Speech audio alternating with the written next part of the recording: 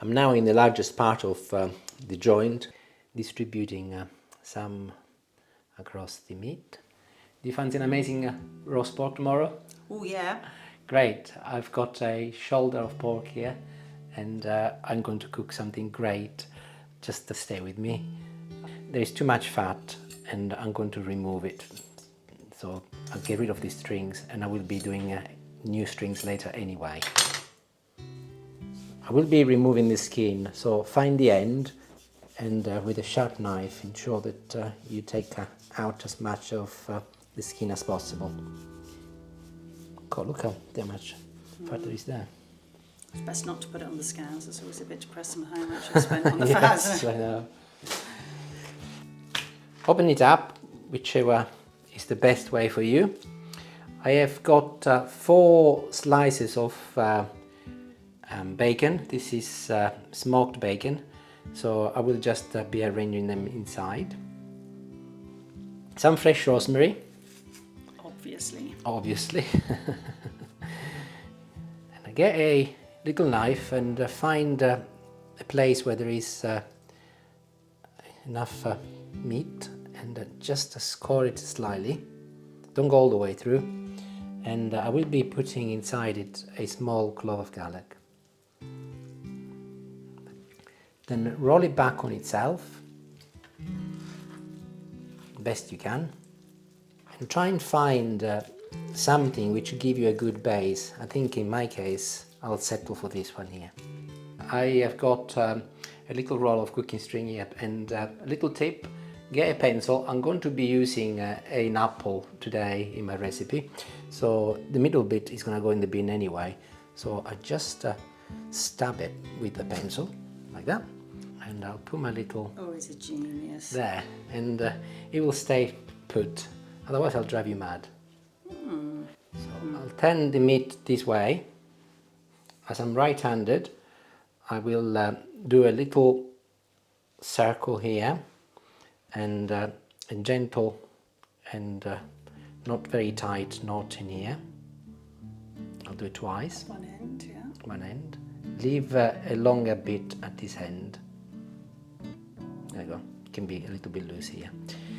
Then place your string underneath. You don't need to really lift your meat at this stage, especially if you've got a fairly loose piece of meat. Like you. Like I have, yes. Come back on yourself and find your original piece, and do this time a little tighter so that you can see it's going to be pulling it in. And do another one. So double knot There, and then you start feeding your string underneath,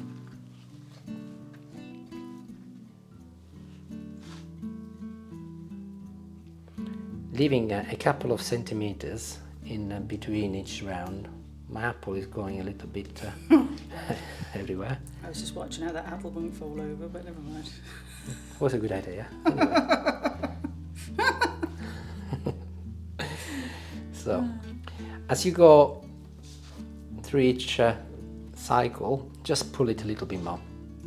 Once you get to the end, come back on yourself and go in between the other parts of the meat.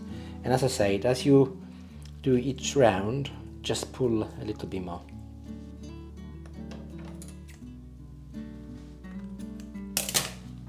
So as you reach the end, go and find your original piece. Loose end. Feed it through the top.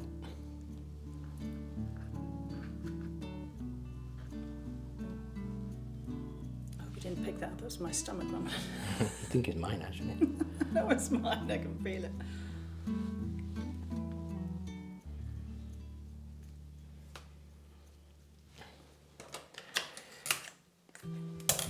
And there it is. Back where we started. Nice. And I will be now covering my joined with rock salt all over, and you can use your hands clearly for this job. Go on the sides, at the top and underneath. After the salt, I will be adding some paprika. I've chosen to use some smoked paprika. That is my favorite, but you can use any paprika of your liking. And again, using your hands, just cover it up. You can be quite generous with this paprika because it will give it a distinctive flavor. Get some olive oil and pour a fairly generous amount in a pan. Once the oil has warmed up, just add your piece of pork. What this does effectively, it seals the meat, and we want to try and retain the juices inside the meat once it cooks later. I'm sure you use a wooden spoon or something in plastic. Do not use anything which might be piercing the meat, otherwise the juice will escape. And start turning your meat around and brown all sides.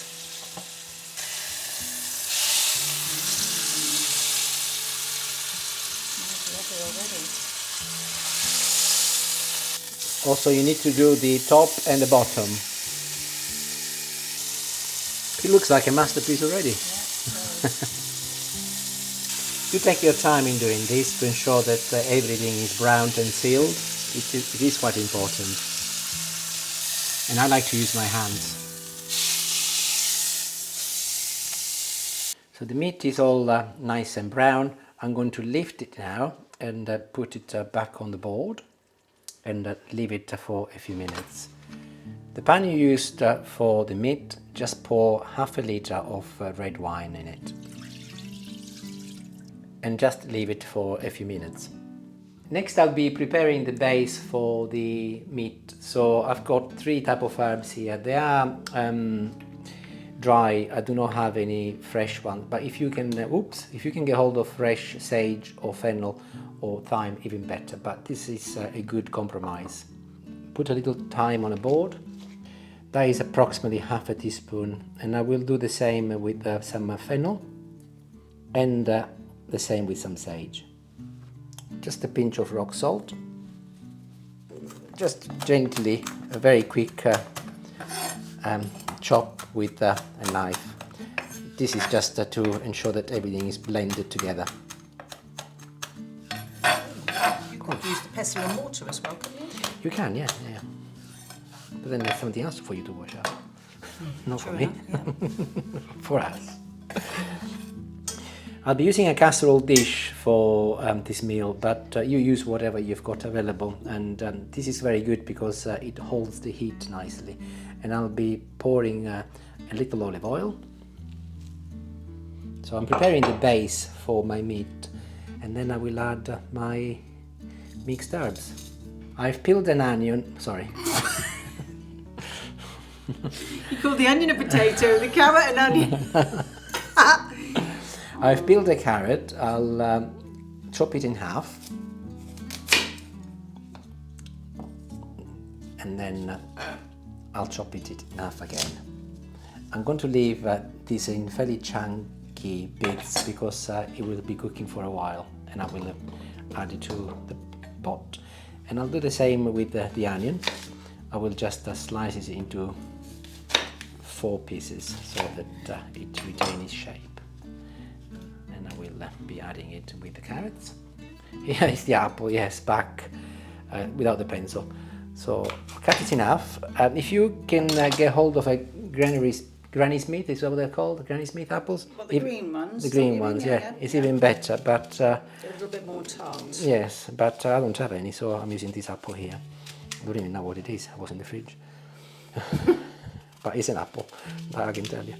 So I'll remove the pips from the middle. The core. The core, yeah. And then cut it into 3 pieces each half. Leave the skin on. Unless you are against the skin, and then take it off, but I would leave it on. The goodnesses. Yes, and we can add it there as well. So we get hold of our meat now, and I will be lifting it and place it on top of all of my vegetables and my apple. So effectively it does not touch the bottom of your casserole pot, and any juices, just put them in. I will be pouring a little bit more olive oil on top of the meat as well. Salt, just a little bit more.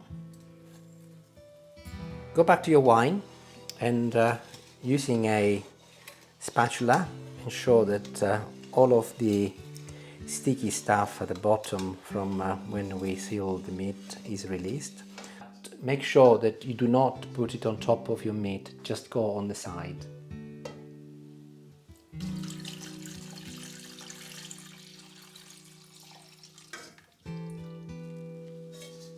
Here it is, it's on the hob, it's now boiling, and I will be placing the lid on and let it simmer, low temperature, number 3 out of 9 in my case, for 2.5 to 3 hours. So I left it to cook for 3 hours after all, and I turned the meat in the other way around, also halfway through, so that it cooked throughout both sides. You will see that it's got a nice dark color because of the red wine. Oh my god, the smell is incredible. I will lift it from the pan and I'll place it on a plate. There. Go look at that, it's lovely. I will leave it out for about half an hour to 45 minutes. Then I'll put some tin foil on top of it and I'll put it in the fridge, and then tomorrow morning I'll be slicing it. If you do not have the opportunity to leave it overnight, at least leave it 2 to 3 hours, but I'll show you tomorrow the next step. So the joint has been in the fridge overnight and now it's time to slice it. First job is to remove the string. So I'll find a little bit at the end.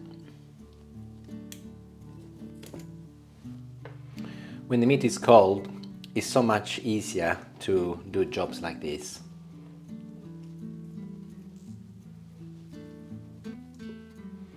And there she is, looking nice and steady. And we should be able to do some nice slices now. I will be holding it down with my hand as it is much easier.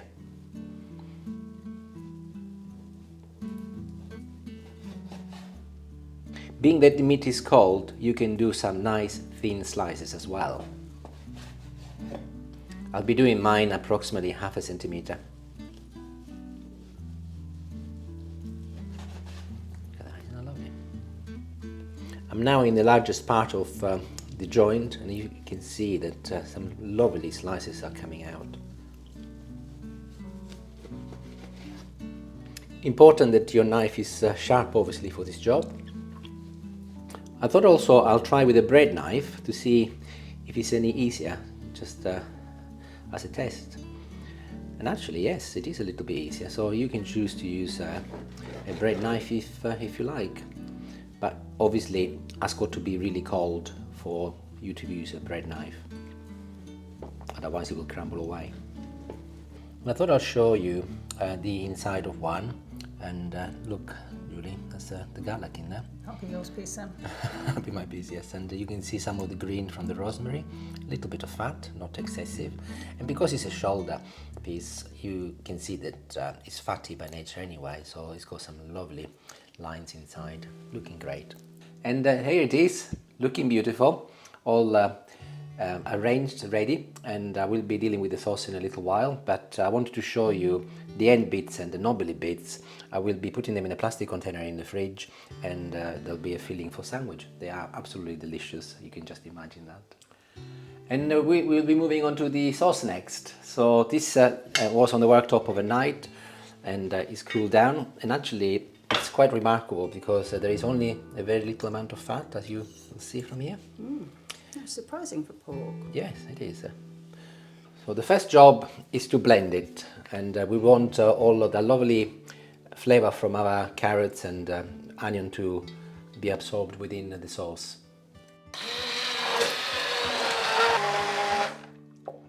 I've got 25 grams of cornflour here, and I will be putting a little cold vegetable stock. And using a teaspoon, I will mix it together until the flour is totally dissolved. I will add my flour to the rest of the sauce and off to the hob to thicken it. Wonderful. So it's been cooking now for a few minutes.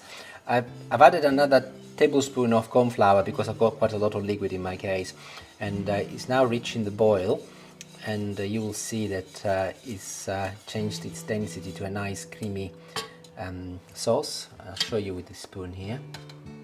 There. You decide how creamy you want it. If you want it thicker, add a little bit more cornflour, but if you want more liquidy, you can reduce it. We are nearly there. To reheat it, make sure that it is piping hot once you have reheated it, and you can use the microwave, you can use your hob or the oven, but before you reheat it, just add a little gravy or a little of the sauce that you've made so that it doesn't dry out too much, but do ensure that it's piping hot before you serve it. And here it is, looking really pretty. And we have my little gravy boat. I'm going to be distributing some across the meat. And of course, it goes without saying, we will have to test it. I will have a little piece here at the end. Hopefully nobody will notice it is missing. And actually I'm going to be nicking some of this sauce, nice and thick.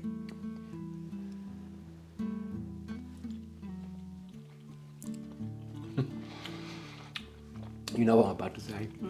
Actually, there is a problem. The problem is that if you make this dish, you're not going to be making pork infusion any other way. It's really lovely, really delicious. And I'm not going to say any more. I hope you've enjoyed the video. Thank you for watching, if you did watch to the end, and have a lovely afternoon. Bye bye. Ciao for now.